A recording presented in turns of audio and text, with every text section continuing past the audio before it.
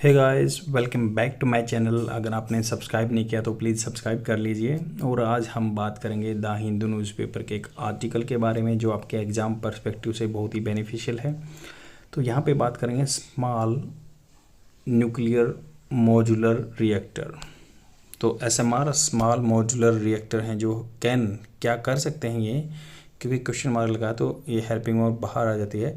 Small modular reactor help India achieve net zero, क्या ये help कर सकते हैं? तो इससे आपकी अगर आप ये प्रैक्टिस डेली करोगे तो आपकी न्यूज़पेपर रीडिंग हैबिट बहुत अच्छी हो जाएगी। तो ये हम जानेंगे कि स्मॉल मॉड्यूलर रिएक्टर क्या होते हैं और इनका क्या बेनिफिट है। और इसमें जो बात दी हुई है उनको मैंने सिंप्लीफाई फॉर्म करके लिख दिया ताकि आप सीधा यहाँ से अपने एग्ज़ाम पर्सपेक्टिव से डाटा को यूज़ कर सकते हैं।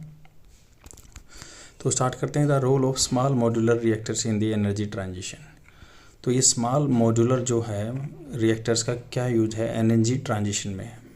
बैकग्राउंड क्या है? अपार्ट फ्रॉम रिन्यूएबल एनर्जी, आपको पता है रिन्यूएबल एनर्जी के सोर्सेज कौन कौन से हैं? सोलर है, विंड है, तो थर्मल एनर्जी वगैरह है। तो ये रिन्यूएबल एनर्जी है जिनको रिन्यू किया जा सकता है रिसोर्सेज को। Nuclear is also being explored, तो इसको भी जैसे पैसिव फॉर्म में बात की है, न्यूक्लियर पावर को भी एक्सप्लोर किया जा रहा है, being explored as a clean energy option to help the nation in achieving their decarbonisation goal. तो डिकार्बनाइज कर रहे हैं, आपको पता है we have also committed to decarbonise our economy up to 2070 तक हमने पहुंचा है। मतलब डिकार्बनाइजेशन क्या होता है?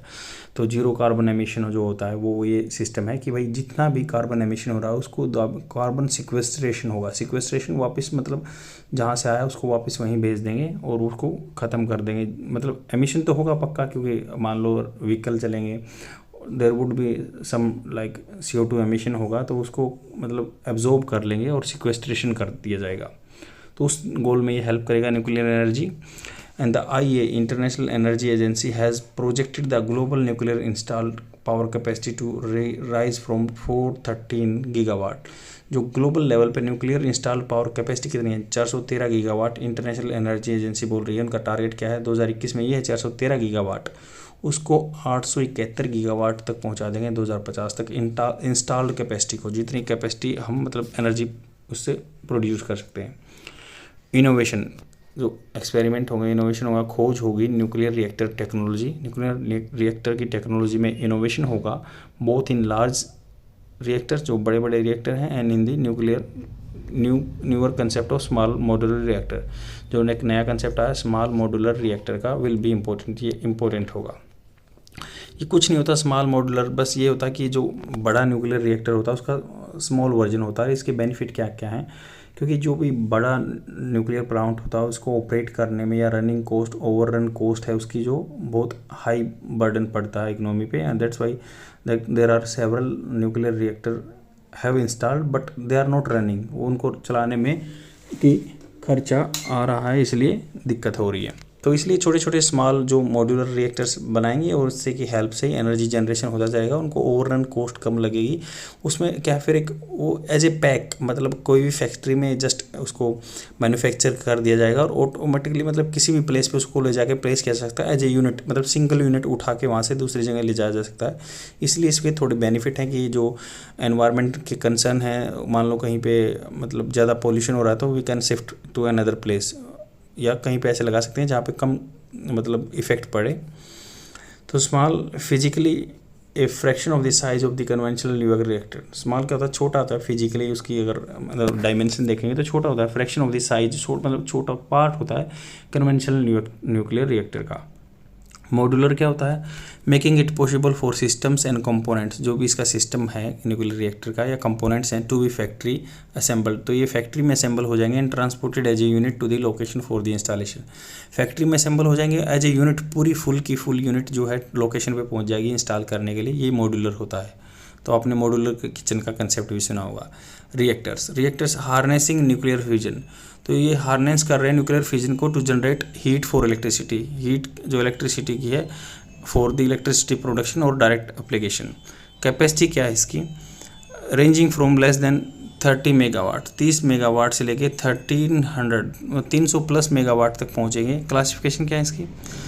Land based water cooled SMR, जो land based water cooled small modular reactor हैं, marine based water cooled reactor हैं, हाई टेम्परेचर से या जो गैस के द्वारा कूल किए जा सकते हैं, क्योंकि जब मान लो न्यूक्लियर फिजन होता है तो इलेक्ट्रिसिटी जनरेट होती है, तो उनको कूल करने के लिए जैसे वाटर बेस है और जो मैराइन वाटर बेस भी हो सकता है, या हाई टेम्परेचर गैस कूल्ड जो SMR है, high liquid metal cooled fast neutron spectrum SMR है।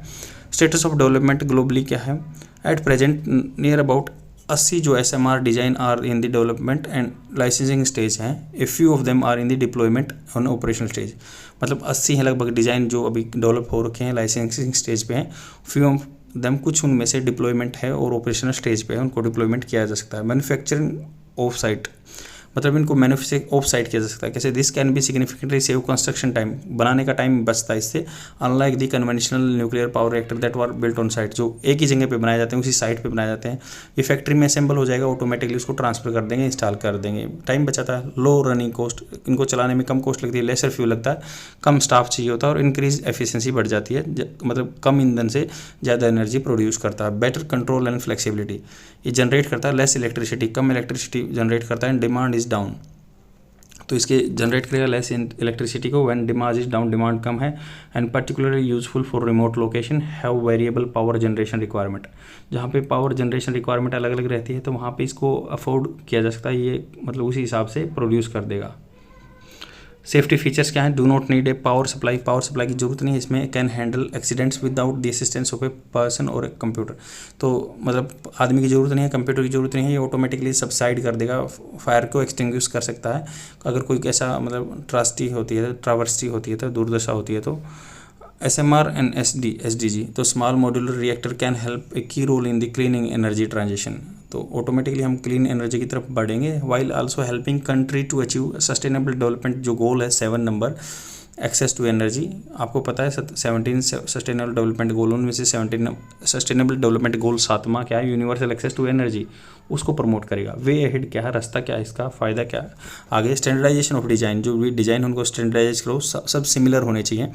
Of components and module, strategical partnership होनी चाहिए। Harmonisation of regulatory and licensing process, मतलब लाइसेंस मिलने में हार्मोनाइजेशन होना चाहिए। रेगुलेटरी प्रोसेस में will facilitate the adoption of SMR at the large scale, तो लार्ज स्केल पे हम इसको अडोप्ट कर सकते हैं।